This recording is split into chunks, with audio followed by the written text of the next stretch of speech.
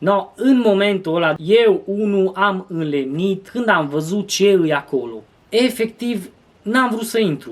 De dedesubtul meu stătea un tip mai în vârstă de vreo 60 de ani, care destul de repede mi-a povestit că el e acolo cu omor. La un moment dat își trage paravanul ăla la pat pentru că avea puse niște cearceafuri sau niște prosoape și aud un sunet din ăla de... Nu, mai trece vreo jumătate de oră iară. Și vine șeful ăla de cameră la mine, ce bă, că tu ești din Gheorgheni, hai încoace. Zic, da mă, ce? Bă, nu vrei să tragi pe nas? Salut și bine ai venit la un nou episod, eu sunt Dragoș și voi continua să povestesc cronologic acțiunile care s-au petrecut în aventura prin care am trecut eu. Eram așadar în arestul de la Deva, eram acolo deja de vreo 2 luni de zile și în total eram arestat de 4 luni de zile. Tocmai aflasem că mi-a picat cea mai gravă infracțiune și anume trafic de droguri de mare risc, pentru că nu au fost suficiente probe și era un singur martor care a declarat asta, dar s-a dovedit mai apoi că nu a avut dreptate și că acesta a mințit. Au mai trecut câteva săptămâni și mi-am sunat avocatul să-l întreb care e stadiul dosarului. Acesta tocmai mi-a spus că dosarul nostru este gata și că vom fi trimiși în judecată, iar în zilele ce urmează ne va muta la cel mai apropiat penitenciar de domiciliul nostru. L-am întrebat care e cel mai apropiat penitenciar de domiciliul meu, acela din Cluj-Napoca, și avocatul mi-a zis că cel mai probabil o să ne trimită la Gherla. No, măcar de data asta am aflat unde o să mergem. Le-am zis și colegilor de cameră, bă, uitați, am vorbit cu avocatul și pe mine și pe ceilalți din dosar o să ne mute la Gherla. Mi-au recomandat câțiva de acolo să mă aprovizionez cu apă, că în unele penitenciare apa de la chiuvetă, apa de la robinet e foarte, foarte greu de băut. Zis și făcut, a doua zi mi-am și făcut o cerere la magazin, mi-am luat și niște alimente, mi-am luat și niște baxuri cu apă plată, eram pregătit să plec mai departe. Nu au trecut nici 2-3 zile și ne anunță polițistul să ne adunăm bagajele, că urma să plecăm. Începe acolo frumos, mi le pun toate în genți, în plase, îmi iau alimentele și apa plată, că m-am aprovizionat bine cu apă plată, mai ales că îmi place foarte mult să mă hidratez. Mi-am luat bagajele frumos, am trecut prin filtrele respective din arest, cum că atâta mi-a fost acolo și că acum merg mai departe. Pe ceilalți 8 colegi din dosar i-au băgat în duba poliției să-i transfere tot așa la penitenciar, pentru că în același rechizitoriu am fost trimiși toți în judecată, 10 la număr, 8 au plecat cu duba poliției, iar pe mine m-au băgat separat într-un logan de poliție. Mi-am băgat acolo baxurile de apă, alimentele, toate catrafusele și urma să mergem în Alba Iulia, din Deva în Alba Iulia, ca să îl luăm pe al 10-lea tip din dosar, cel despre care vă spuneam că a fost prins mai târziu, nu deodată cu noi, și pe acesta l-au dus în arestul de la Alba Iulia. Tipul era plecat din țară, a venit după vreo 2-3 luni și l-au arestat chiar când a intrat în țară și l-au adus la arestul de la Alba Iulia. No, zic, bine, merem, nicio problemă. M-am așezat acolo în spate, în loganul poliției, totul era de plastic, efectiv plastic, gratis pe geamuri, astea sunt condițiile. Am ajuns la Alba Iulia, la arestul poliției, după vreo oră de mers. Acolo am stat vreo 30 de minute până a venit tipul ăsta. No, într-un sfârșit vine la mașină și el cu o grămadă de bagaje, haine, mâncare, un alta. Efectiv n-am avut loc, amândoi, 2 oameni, să băgăm tot ce am avut în portbagajul mașinii. O trebuit să-mi iau eu niște baxuri de apă, că de fapt astea erau problema. Baxurile mele de apă cu care m-am aprovizionat eu bine înainte să mă duc la penitenciar și o trebuit să-mi iau vreo 2 baxuri de apă în brațe până la Gherla. Bă, zic, decât să le arunc, dă-le aici, dă-le încoace, că le țin în brațe, să știu sigur că am acolo apă pentru vreo 2 săptămâni, că eram și în perioada de carantină. Asta era la începutul lunii noiembrie, în anul 2020. Deci era început de carantină, pandemie, COVID, erau treburile destul de ciudate și în penitenciar. Și eu totuși m-am aprovizionat, cum mi-au zis colegii din arestul de la Deva, și am fost nevoit să le țin în brațe până la Gherla. Nu-i problemă, le-am ținut până acolo, am mai făcut de la Alba până la penitenciarul Gherla încă vreo 2 ore. După care am ajuns în fața penitenciarului Gherla. O parcat Loganul nostru acolo, polițiștii din față s-au dat jos, noi nu aveam cum să ne dăm jos, o trebuie să rămânem acolo. Am tot așteptat destul de mult timp pentru că erau și băieții ăștia din dosar cu noi, cei 8 din duba poliției, care au intrat înainte, mai ieșeau deținuți, mai intrau deținuți pentru că îi și un punct de transfer, se mai aduc deținuți din alte penitenciare, de acolo se trimit către alte penitenciare și chiar în momentul ăla când am nimerit noi era așa un tranzit destul de blocat și o trebuie să mai așteptăm vreo oră în mașină până ce am intrat pe dita mai poarta penitenciarului Gherla în interiorul penitenciarului.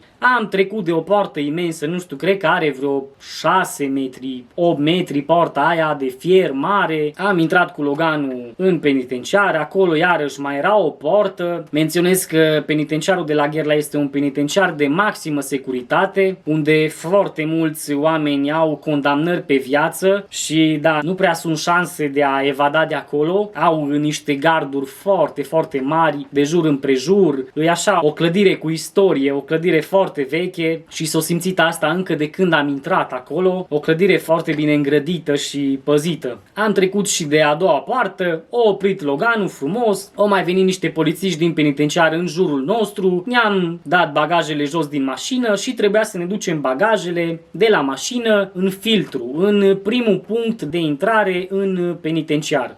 În filtru ne-am întâlnit cu ceilalți băieți din dosar, cu cei care au venit cu duba de poliție.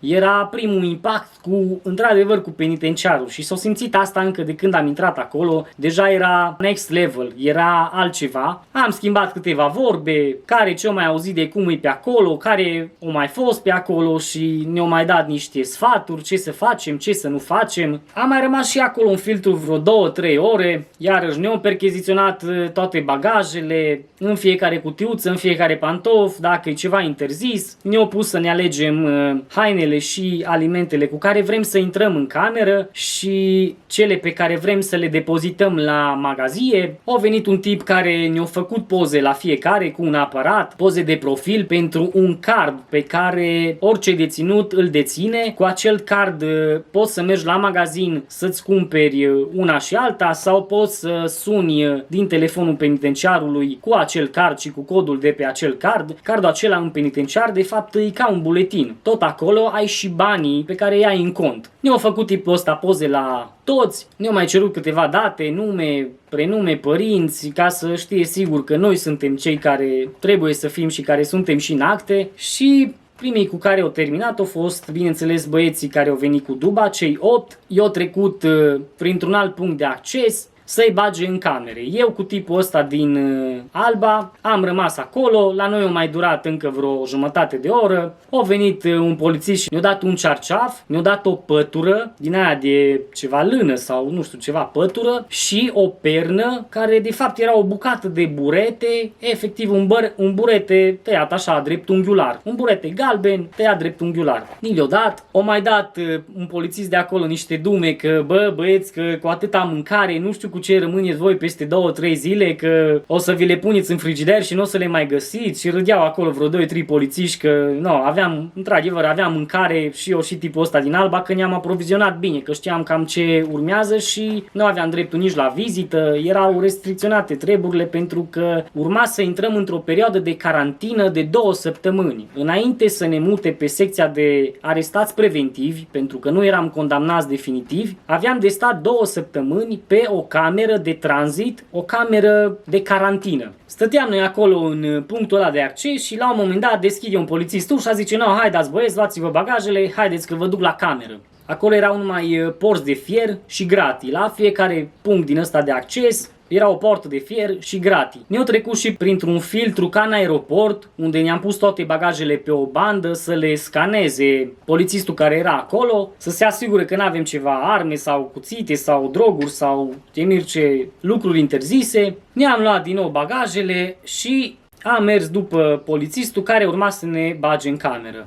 Am mai trecut de ușă de fier și ajungem într-un loc de vreo 6 metri înălțime, era o secție lungă, înaltă, foarte veche. M-am înspăimântat puțin când am văzut locul acela și mirosea foarte tare pentru că eram la primul etaj al penitenciarului, mirosea conducția, tot felul de, nu știu, mâncare, ceva, mâncare stricată. Mai mergem noi vreo 10-15 metri și ajungem în fața unei camere și polițistul zice: "No, băieți, aici intrați." Menționez că pe mine m-au despărțit de ceilalți băieți din dosar pe care i-am cunoscut, de prietenii cu care am avut legătură și afară. M-au lăsat, nu știu de ce, cu tipul ăsta pe care tocmai l-am cunoscut, băiatul ăsta din Alba, un tip de vreo 35-40 de ani, care a mai fost închis de vreo 2 ori, și deschide polițistul ușa în camera în care trebuia să intrăm și iese un fum de acolo, o ceață groasă, efectiv de abia vedeam ce e acolo în camera aia. No, în momentul ăla, după ce a dispărut fumul ăla, eu unul am înlemnit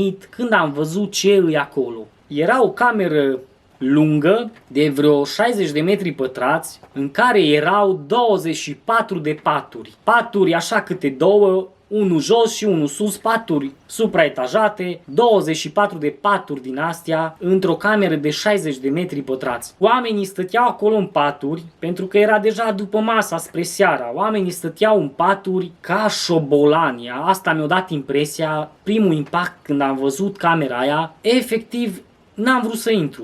Mintea mea a zis: "Bă, eu nu fumez." I-am explicat și polițistului, zic: "Omule bun, eu nu fumez, unde mă bagi aici? Că uită-te ce fum a ieșit, dita mai ceața, m-a luat acela cu vrăjală de pușcăriaș, că îi carantină, că cu COVID-ul, că nu știu ce, că nu poate să mă bage altundeva, să stau acolo 2 săptămâni, că după aia, când o să mă mute sus la secția de arestați preventivi, o să mă bage la o cameră de nefumători." No, ce să zic? Bun, hai că intru. Bă, mi-am luat bagajele, am intrat înăuntru, jumătate din cameră era de etnie romă, jumătate erau românași. Cum am intrat în cameră cu bagajele, toată lumea era cu ochii pe noi să vadă cine suntem, ce avem prin plase, prin genți, ce haine avem pe noi. Nu era om în camera aia care să nu ne studieze, să uite așa un pic dubaș, cine sunt ăștia, ce-i cu ei, de unde au venit, nu știu ce. No, am intrat în cameră cu tipul ăsta, ne-am pus amândoi bagajele în mijlocul camerei, că no, așa se face. Chiar dacă tu vezi un pat gol, nu mergi și te așezi în patul ăla gol, pentru că tu, când intri într-o cameră în penitenciar, trebuie să iei legătura cu șeful de cameră, pentru că în fiecare penitenciar, în fiecare cameră, există un șef de cameră, un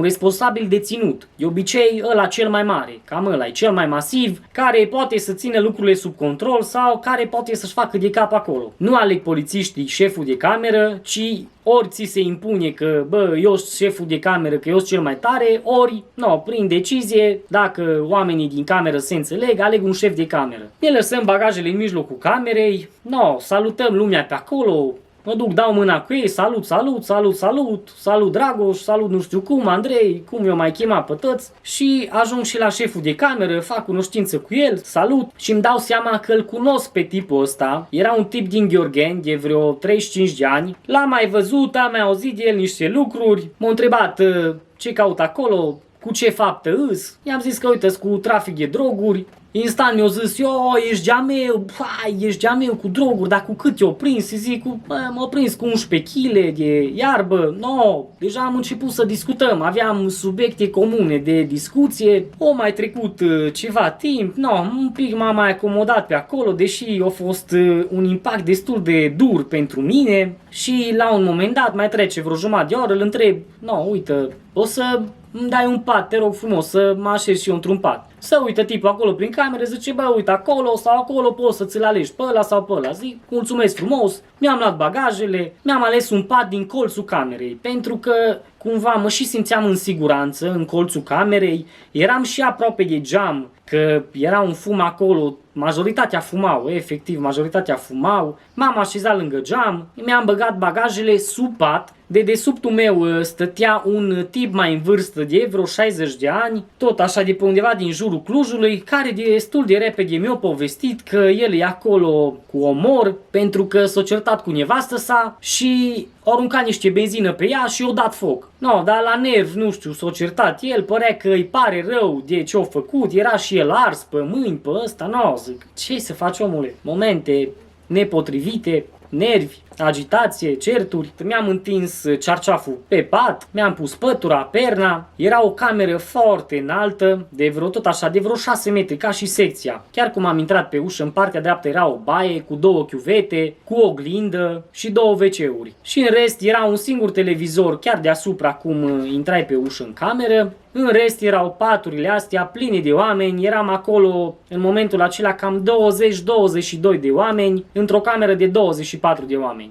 La ora 7 seara au venit polițiștii în cameră, adică era apelul de seară, ne-au numărat pe toți acolo, ne-au întrebat dacă sunt probleme, nu au zis nimeni nimic, după care polițiștii au plecat, au închis ușa, deci după apelul de seară ușa se închide și nu mai poate să iasă nimeni din cameră, nu mai intră nimeni în cameră, numai în cazuri excepționale în care, nu știu, se bat oamenii acolo sau cineva are probleme grave de sănătate și trebuie dus de urgență la cabinetul medical. În rest, ușa nu se mai deschide, au trecut vreo oră de la apel, la televizor mergeau ori manele, ori ceva muzică cu siguranță, prin cameră era veselie, băieții așa au început în grupuri să vină spre mine și spre tipul ăsta cu care venisem din Alba să ne întrebe ce și cum, de unde suntem, dacă nu am să-i dau niște țigări, dacă nu am suc, dacă nu am nu știu ce, dacă... Efectiv, așa au venit ca niște albine, știi, și băzeau în jurul meu și al tipului mai puțin, pentru că el era mai experimentat și a mai avut 2 condamnări, era și mai masiv omul, tatuaje pe mâini, știa